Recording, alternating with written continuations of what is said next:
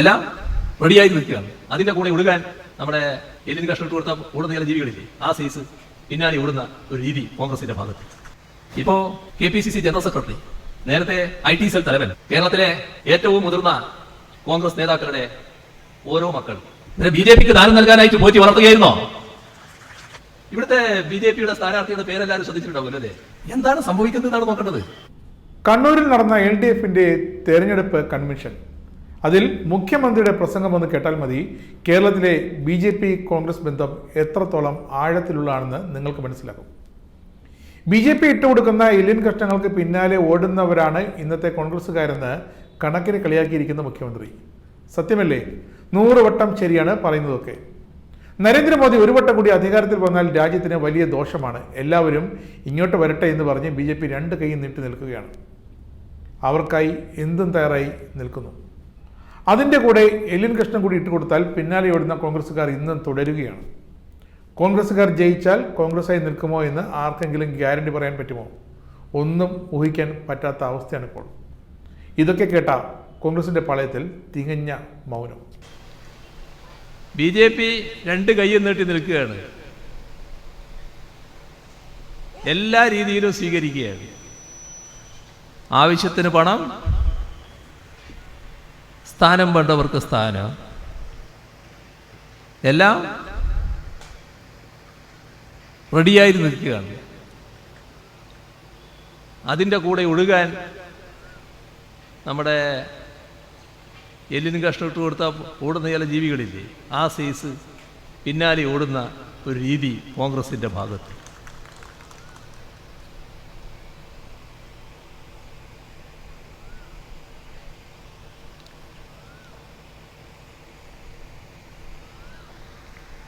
ഇപ്പോൾ 2014 മുതൽ 2021 വരെ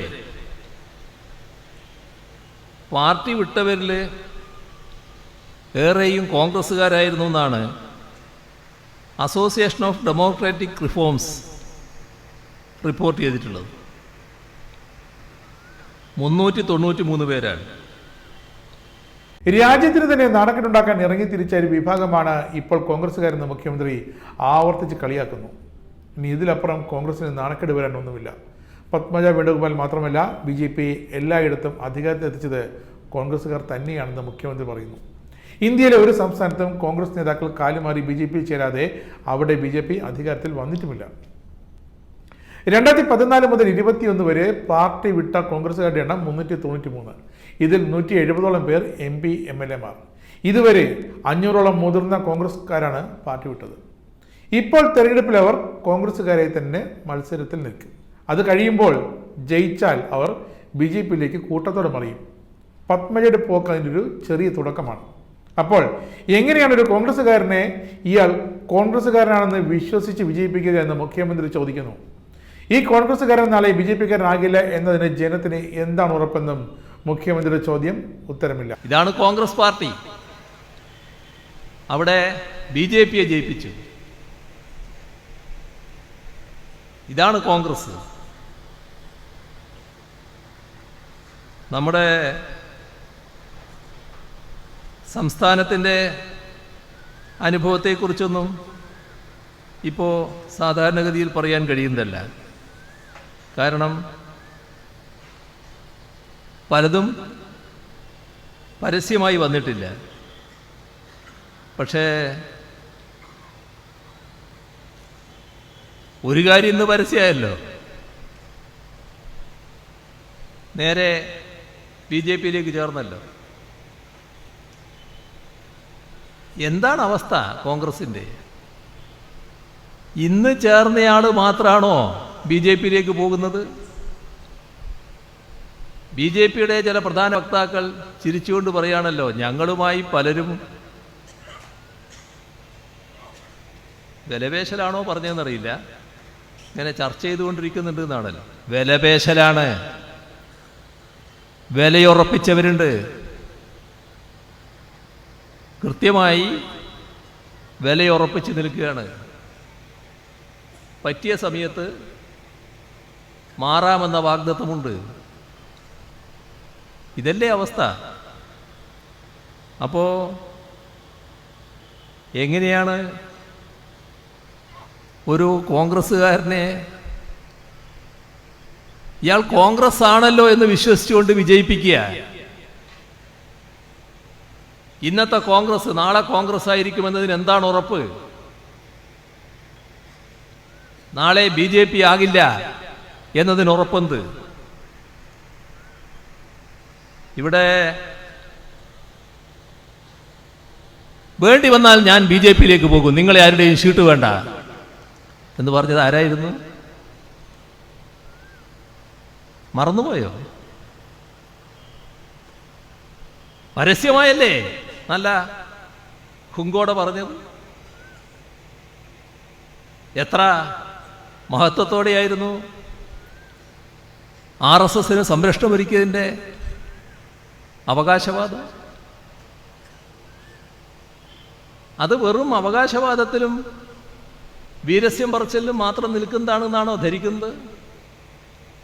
എന്തെല്ലാം അണിയറക്കുള്ളിൽ നടക്കുന്നുണ്ടാവും. ഇപ്പോൾ KPCC ജനറൽ സെക്രട്ടറി നേരത്തെ IT സെൽ തലവൻ കേരളത്തിലെ ഏറ്റവും മുതിർന്ന കോൺഗ്രസ് നേതാക്കളുടെ ഓരോ മക്കൾ ഇതല്ലേ? ഇവരെ BJPക്ക് ദാനം നൽകാനായിട്ട് പോറ്റി വളർത്തുകയായിരുന്നോ?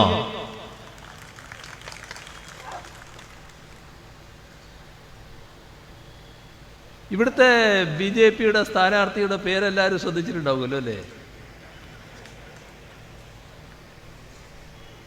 എന്താണ് സംഭവിക്കുന്നതെന്നാണ് നോക്കേണ്ടത്.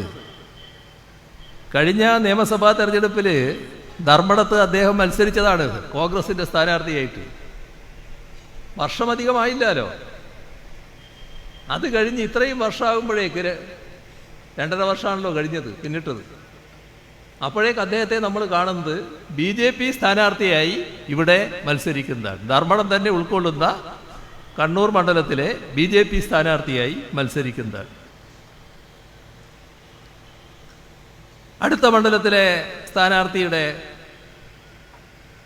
സ്ഥാനാർത്ഥിയായിട്ട് വരാൻ പോകുന്നു എന്നാണ് ധരിക്കേണ്ടത്. അദ്ദേഹത്തിൻ്റെ സഹോദരി നേരെ BJPയിൽ ചേർന്നും കഴിഞ്ഞിരിക്കുന്നു. ഇതൊക്കെയല്ലേ നടക്കുന്നത്? അപ്പോൾ ഏത് കോൺഗ്രസ്സുകാരൻ ഏത് കോൺഗ്രസ്സുകാരി എപ്പോൾ BJPയിലേക്ക് പോകും എന്നത് ആർക്കും പറയാത്ത അവസ്ഥ. നിന്ന നിൽപ്പിൽ BJPയിലേക്ക് കാരണം പറഞ്ഞ് താൻ വർഗീയത പൂർണ്ണമായിട്ട് അംഗീകരിച്ചിരിക്കുന്നു എന്ന നിലപാടെടുക്കാൻ മടിയില്ലാത്ത ഒന്നായി കോൺഗ്രസ് മാറിയിരിക്കുകയാണ്. K. കരുണാകരന്റെ മകൾ പോയി. അതിനു മുമ്പ് AK ആന്റണിയുടെ മകൻ BJPയിലേക്ക് പോയി. ഈ പത്മജയെയും അനിൽ ആന്റണിയെയും BJPക്ക് ദാനം ചെയ്യാൻ ഇവർ വളർത്തുകയായിരുന്നു എന്നാണ് മുഖ്യമന്ത്രിയുടെ അടുത്ത ചോദ്യം. ഇപ്പോൾ KPCC ജനറൽ സെക്രട്ടറി നേരത്തെ IT സെൽ തലവൻ കേരളത്തിലെ ഏറ്റവും മുതിർന്ന കോൺഗ്രസ് നേതാക്കളുടെ ഓരോ മക്കൾ ഇതല്ലേ? ഇവരെ BJPക്ക് ദാനം നൽകാനായിട്ട് പോറ്റി വളർത്തുകയായിരുന്നോ?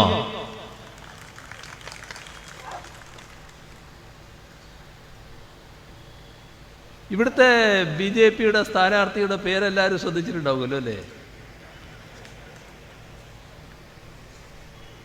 എന്താണ് സംഭവിക്കുന്നതെന്നാണ് നോക്കേണ്ടത്. കഴിഞ്ഞ നിയമസഭാ തെരഞ്ഞെടുപ്പിൽ ധർമ്മടത്ത് അദ്ദേഹം മത്സരിച്ചതാണ് കോൺഗ്രസിൻ്റെ സ്ഥാനാർത്ഥിയായിട്ട്. വർഷമധികമായില്ലല്ലോ.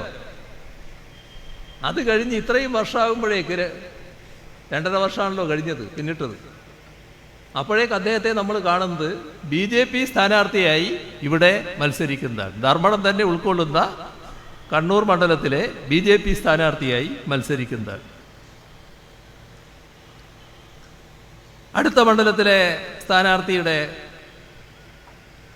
സ്ഥാനാർത്ഥിയായിട്ട് വരാൻ പോകുന്നു എന്നാണ് ധരിക്കേണ്ടത്. അദ്ദേഹത്തിൻ്റെ സഹോദരി നേരെ BJPയിൽ ചേർന്നും കഴിഞ്ഞിരിക്കുന്നു. ഇതൊക്കെയല്ലേ നടക്കുന്നത്? അപ്പോൾ ഏത് കോൺഗ്രസ്സുകാരൻ, ഏത് കോൺഗ്രസ്സുകാരി എപ്പോൾ BJPയിലേക്ക് പോകും എന്നത് ആർക്കും പറയാത്ത അവസ്ഥ. നിന്ന നിൽപ്പിൽ BJPയിലേക്ക് അരണം പറഞ്ഞ് താൻ വർഗീയത പൂർണ്ണമായിട്ട് അംഗീകരിച്ചിരിക്കുന്നു എന്ന നിലപാടെടുക്കാൻ മടിയില്ലാത്ത ഒന്നായി കോൺഗ്രസ് മാറിയിരിക്കുകയാണ്. കണ്ണൂരിലെ BJP സ്ഥാനാർത്ഥി അടുത്ത കാലത്തല്ലേ ധർമ്മടത്ത് കോൺഗ്രസ് സ്ഥാനാർത്ഥിയെ മത്സരിച്ചതെന്ന് മുഖ്യമന്ത്രി ചോദിക്കുന്നു. ഏത് കോൺഗ്രസ്സുകാരൻ, ഏത് കോൺഗ്രസ്സുകാരി എങ്ങോട്ട് പോകുമെന്ന് പറയാൻ പറ്റാത്ത അവസ്ഥ.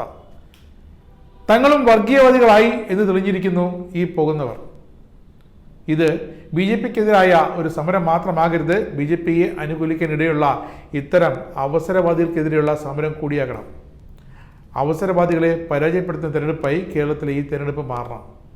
BJP എത്ര ശ്രമിച്ചാലും കേരളത്തിൻ്റെ മനസ്സിനെ മാറ്റാനാകില്ല. ഇപ്പോൾ മതനിരപേക്ഷമെന്ന് പറഞ്ഞ് നാളെ BJP ആകാൻ പോകുന്നവരെ കൂടി നിങ്ങൾ വോട്ട് ചെയ്യുമ്പോൾ കണക്കിലെടുക്കണമെന്ന് മുഖ്യമന്ത്രി മുന്നറിയിപ്പ് നൽകുന്നു. ഗോവയിലെ ഇതിനു മുമ്പ് നടന്ന വാശിയേറിയ തിരഞ്ഞെടുപ്പ് ഓർമ്മയുണ്ടോ? അത് തന്നെ കോൺഗ്രസിന്റെ BJP സ്നേഹത്തിന് ഉദാഹരണമാണ്. ഒറ്റ കക്ഷി എന്ന നിലയ്ക്ക് കോൺഗ്രസ് വലിയ പാർട്ടിയായി. എന്നിട്ടെന്തായി? 8 MLA-മാരെ രാഖി രാമാനം BJPക്ക് നൽകി. ഭരണം അങ്ങനെ BJPയെ ഏൽപ്പിച്ചു കൊടുത്തു. പിന്നെ കോൺഗ്രസിന്റെ പേരില്ലാത്ത ഒരു യാത്ര ഇവിടെ സമാപിച്ചപ്പോൾ അവിടെ വന്ന തെലങ്കാന മുഖ്യമന്ത്രി രേവന്ത് റെഡ്ഡി തൻ്റെ നാട്ടിൽ പോയി പറയുന്നു നരേന്ദ്രമോദി തൻ്റെ വലിയേട്ടനാണെന്ന്. പ്രതിപക്ഷ നേതാവിന് നാണമുണ്ടോ എന്നാണ് മുഖ്യമന്ത്രി ചോദിച്ചത്. പ്രധാനമന്ത്രി വന്നപ്പോൾ ഞാൻ കൈകൂപ്പിയതിന് എന്തൊക്കെ പുകലായിരുന്നു ഈ പ്രതിപക്ഷം ഉണ്ടാക്കിയത്, ഇപ്പോൾ എന്തായി എന്ന് ചോദിക്കുമ്പോൾ അതിനും ഉത്തരമുണ്ടാകാൻ വഴിയില്ല. അപ്പോൾ നമ്മൾ കാണേണ്ടത് ഇത് BJPക്കെതിരായ ഒരു സമരം മാത്രമല്ല. ഈ തെരഞ്ഞെടുപ്പ് BJPയെ അനുകൂലിക്കാനിടയുള്ള ഇത്തരക്കാരുണ്ട്. ആ അവസരവാദികൾക്കെതിരെയുള്ള സമരം കൂടിയായിരിക്കണം ഈ തെരഞ്ഞെടുപ്പ്. അത്തരം അവസരവാദികളെ കൂടി പരാജയപ്പെടുന്ന തെരഞ്ഞെടുപ്പായി ഈ തെരഞ്ഞെടുപ്പ് മാറണം. BJPയെ കേരളത്തിലെ ജനങ്ങൾ പൂർണ്ണമായും തള്ളിക്കളഞ്ഞിട്ടുള്ളതാണ്. അവരേത് തരത്തിലുള്ള കളി കളിച്ചാലും കേരളത്തിൻ്റെ മനസ്സിനെ ഒപ്പം നിർത്താനാകില്ല. അതാണ് കേരളത്തിൻ്റെ പ്രത്യേകത. പക്ഷേ ഞങ്ങളിപ്പോൾ മതനിരപേക്ഷമാണെന്ന് പറഞ്ഞ് നാളെ BJP ആകാനിടയുള്ള ആളുകളെ കൂടി കണക്കിലെടുക്കേണ്ടതുണ്ട്. നമ്മൾ അത്തരം ആളുകളെ കൂടി പരാജയപ്പെടുത്തുക എന്നത് ഏറ്റവും പ്രധാനമാണ്. നമ്മുടെ സംസ്ഥാനത്ത് കുറച്ച് ദിവസം മുൻപ് ഇവരുടെ ഒരു യാത്രയുണ്ടായിരുന്നല്ലോ, എന്തോ ഒരു പേരുണ്ടായിരുന്നല്ലോ. അതിന് പേരൊന്നും പേരിന് ചില അർത്ഥങ്ങളുണ്ടാകണമല്ലോ. ആ അർത്ഥത്തിനനുസരിച്ചല്ലാത്തത് കൊണ്ട് പേര് നമ്മൾ പറയേണ്ടതില്ല. അവർ ജാഥ നടത്തി, തമ്മിൽ വേണ്ടത്ര അടിച്ചു. പിന്നെ പരസ്യമായി എങ്ങനെ പറയണമെന്നുള്ളത് KPCC പ്രസിഡന്റ് തന്നെ കാണിച്ചു കൊടുത്തു. അതെല്ലാം പരസ്യമായിട്ട് കണ്ടതാണല്ലോ. അവസാനം സമാപനത്തിനാരാ വന്നത്? ഒരു മുഖ്യമന്ത്രിയെ കൊണ്ടുവന്നു. നല്ലത്. രാജ്യത്ത് കോൺഗ്രസിനുള്ള ഒരു മുഖ്യമന്ത്രി, അത് തെലങ്കാനയുടെ മുഖ്യമന്ത്രിയായിരുന്നു. അദ്ദേഹം ഇവിടെ വന്ന് തിരിച്ച് തെലങ്കാനയിൽ പോയി. തെലങ്കാനയിൽ ചെന്നിട്ട് ആദ്യം പറഞ്ഞത് എന്താണെന്നറിയോ? നരേന്ദ്രമോദി തനിക്ക് വലിയേട്ടനെ പോലെയാണ്. എങ്ങനെയുണ്ട്? മോദിയെ വലിയേട്ടനായി അംഗീകരിക്കുന്ന മുഖ്യമന്ത്രി. ഈ ഇവിടുത്തെ പ്രതിപക്ഷ നേതാവ് അടക്കമുള്ളവർക്ക് നാണം എന്ന് പറയുന്ന ഒന്നുണ്ടോ? പ്രധാനമന്ത്രി വന്നപ്പോൾ കേരളത്തിൻ്റെ മുഖ്യമന്ത്രി എന്ന നിലക്ക് അദ്ദേഹത്തെ വിമാനത്താവളത്തിൽ സ്വീകരിക്കുമ്പോൾ ഞാൻ ഇങ്ങനെ കൈകൂപ്പി വണങ്ങി. എന്തെല്ലാം പുകിലായിരുന്നു! ഏതൊക്കെ തരത്തിലാണ് അതിനെ വ്യാഖ്യാനിക്കാൻ നോക്കിയത്? സാധാരണ മര്യാദ അനുസരിച്ച് ചെയ്യുന്ന കാര്യമല്ലേ അതൊക്കെ? ആ മര്യാദയാണോ തനിക്ക് വലിയേട്ടനാണ് നരേന്ദ്രമോദി എന്ന് മുഖ്യമന്ത്രി പറയൽ?